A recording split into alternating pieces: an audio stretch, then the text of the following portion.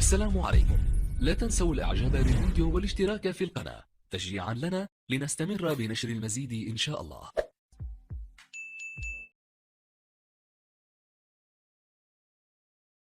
اعتدى اللاعب المالي موسى ماريغا مهاجم فريق الهلال على المدرب الكرواتي مدرب نادي الباطن، وذلك بعد نهاية مباراة الفريقين بخسارة الهلال بهدف دون رد في الجولة 24 من الدوري السعودي.